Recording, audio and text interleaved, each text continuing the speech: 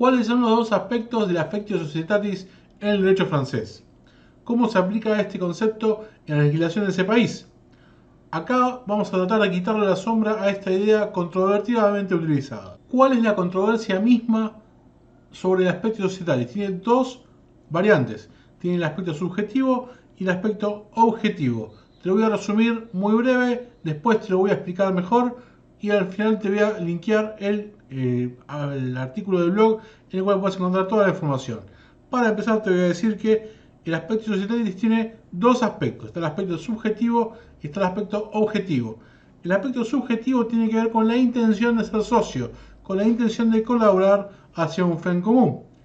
Difícil de probar, pero esto es lo que es el aspecto subjetivo.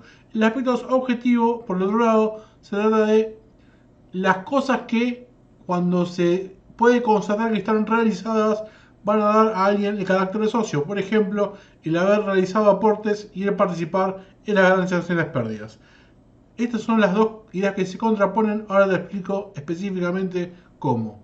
Empecemos por el aspecto subjetivo. Entonces, esto no está en la ley, no se deriva de la ley el tema subjetivo, sino que se piensa, se concluye de la intención que tienen las personas de juntarse y armar una sociedad para poner en un fondo común bienes y dinero para aplicarlo en una administración, utilizando una administración que van a elegir entre ellos por medio de votación, a la realización de un objeto social que se ponen de acuerdo los socios en cuál va a ser el fin de la sociedad cuando redactan el contrato social, para así participar en los riesgos y los beneficios, es decir, todos corren el riesgo de sufrir pérdidas y todos tienen el beneficio de percibir ganancias. De todo esto, la doctrina en Francia y en Argentina también concluyeron que hay algo que se llama affectio societatis, que es la intención de ser socio, de colaborar con los demás en la consecución del objeto social.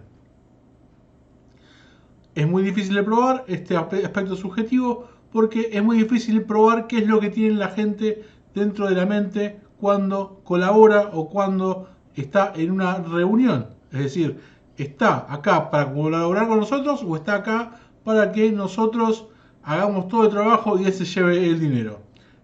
Esto mismo es lo que se puede llegar a preguntar la corte, o no la corte, sino cualquier tribunal, cuando intenta dilucidar si hay o no aspectos societatis. Entonces, se mide el aspecto societatis por sus efectos. Por ejemplo, cuando una sociedad está paralizada, porque los socios no se pueden poner de acuerdo, por ejemplo, hay dos socios y los dos son administradores, y en la administración los dos se pelean constantemente y no se ponen de acuerdo en qué hacer y al final no hacen nada, ahí se puede concluir que hay una falta de affectio societatis. El affectio societatis es la causa de la paralización de la sociedad y la paralización de la sociedad es una causal de disolución, lo que significa que la falta de affectio societatis al final termina causando la disolución y la liquidación de la sociedad. Esa es la manera en la cual se aplica el affectio societatis para determinar cuándo tiene consecuencias jurídicas. En Francia, el affectio societatis como aspecto subjetivo, tiene tres utilidades. Por ejemplo, cuando se trata de sociedades de hecho, esto ya lo hablamos mucho en este canal, en Argentina sociedades de hecho se les llama a las sociedades que no tienen un contrato escrito, es decir, funcionan porque tienen una cantidad de elementos, como puede ser que los socios hicieron aportes, participan en las ganancias y en las pérdidas, crearon un capital social, etcétera, etcétera, etcétera, tiene una administración, tiene una representación común. Todos estos efectos y algunos más, todos estos elementos y algunos más van a significar que hay una sociedad de hecho en Argentina. En Francia también se aplica el affectio societatis para demostrar que una sociedad de hecho existe. Por ejemplo, si se puede determinar que las personas actuaron conjuntamente como socios para participar en las ganancias y soportar las pérdidas, para correr el riesgo común, para determinar cómo se administra la sociedad, etcétera, etcétera, etcétera, se puede llegar a determinar que hay una sociedad de hecho en Francia. También se utiliza en Francia al aspecto societatis para determinar la oponibilidad de la sociedad. Por ejemplo, puede haber una sociedad que esté legalmente constituida, es decir, los socios se pusieron de acuerdo, redactaron el contrato social, está creada porque pasó por la administración, pusieron el sello, la sociedad existe. ¿Qué pasa? Después, los bienes que se pusieron en la sociedad no se utilizan para la consecución del objeto social, sino que los socios nunca más se reúnen, la administración está paralizada, nunca más pasa nada con la sociedad. Se puede determinar que la falta de afecto societatis también puede pasar que haya dos socios que tienen igualdad de patrimonio, 50% de cada uno, nunca se reúnen, o cuando se reúnen uno solo, el otro nunca aparece, nunca se puede tomar decisiones. Esta afecto societatis va a estar simulada, no va a existir afecto societatis, la sociedad va a ser una simulación, lo cual puede hacer que cuando los terceros demanden a esta sociedad se pueda determinar que en realidad es un mero elemento, es un mero instrumento, quiero decir, es un instrumento para separar el patrimonio de los socios de su patrimonio personal y es inoponible, como dice el artículo en Argentina, el artículo 54 de la Ley General de Sociedades. Entonces, en Francia esto se usa como una manera de determinar cuando no es oponible la existencia de una persona diferente a los socios que se llame sociedad. Por último, el aspecto subjetivo del afecto societatis se utiliza para diferenciar el contrato de sociedad de otros tipos de contratos. Por ejemplo, el contrato de fideicomiso. En el fideicomiso hay un patrimonio separado, que hay una administración que lo utiliza para realizar un fin. Hasta ahí vamos bien. ¿Qué pasa? Los fideicomitentes, los fiduciantes, no se reúnen constantemente para decidir qué pasa con ese fideicomiso. Hacen el contrato, en el contrato están estipuladas las obligaciones y los derechos del fiduciante, del fiduciario, quiero decir, del fiduciario, y con eso va marchando el fideicomiso y se van haciendo algunos contratos, sí, pero la raíz del fideicomiso queda intacta. No es lo que pasa con las sociedades. En las sociedades los socios se reúnen constantemente, por lo menos una vez al año, para determinar si la administración está bien o mal, cambiarlo al administrador, dejarlo que siga al administrador. Pueden tomar decisiones, o sea, obligatoriamente se tienen que reunir una vez por año, se pueden reunir todas las veces que sea necesario. Seguimos.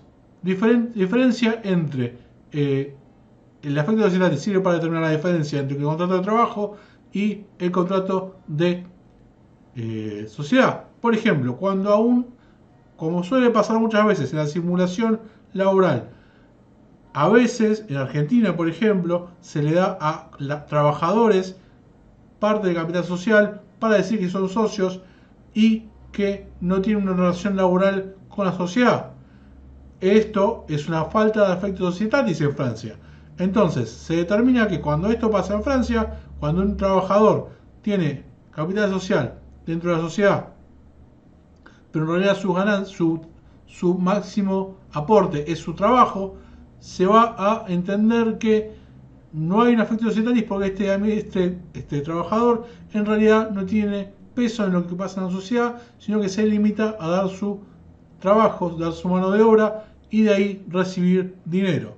Entonces, resumiendo el aspecto subjetivo, si bien el aspecto societatis en su faceta subjetiva en Francia es muy útil para discernir cuando hay un negocio jurídico real, de cuando hay simulaciones o fraudes, estos fraudes son mucho más difíciles de cometer cuando hay una justicia que se fija en el fin de las intenciones, intenta dilucidar las intenciones de los actos basándose en indicios que le puedan determinar si hay o no intención de participar en la sociedad como socio y llevar adelante el objeto social. ¿Qué pasa?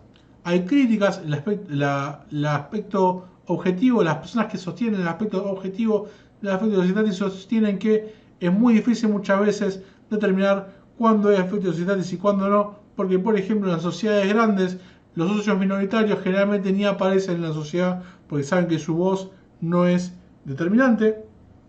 Entonces se ausentan de las asambleas. ¿Qué significa? ¿Que no son socios?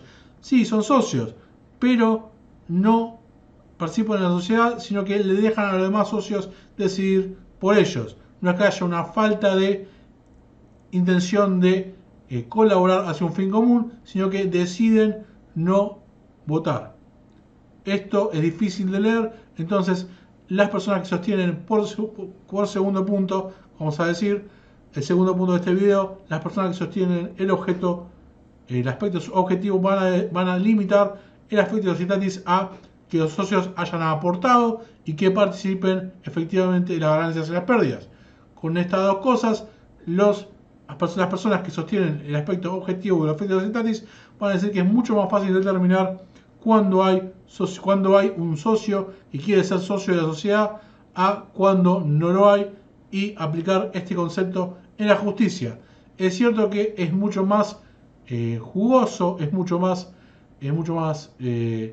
interesante el tema de saber o intentar dilucidar las intenciones de las personas para evitar fraudes y simulaciones. Hasta acá el video de hoy, espero que te sirva, espero que te resulte interesante, que te sea útil es lo más importante. Si te sirvió, si tenés una situación específica en la cual necesitas asesoramiento jurídico en sociedades argentinas de Argentina, te suscribís a este canal, obvio, te suscribís al canal, pero también me podés mandar un mensaje al teléfono que aparece en la descripción del video. En ese teléfono me vas a mandar un mensaje y podemos agendar una sesión de videollamada gratuita de media hora, en la cual voy a responder las dudas que tengas, y si no, te voy a responder las dudas que tengas por mail. Me mandas un mail al que aparece en la descripción del video con algunas preguntas y te respondo lo más rápido posible. Entonces, si te sirvió el video, te suscribís al canal. Nos vemos pronto. Espera mi próximo video. Hasta pronto.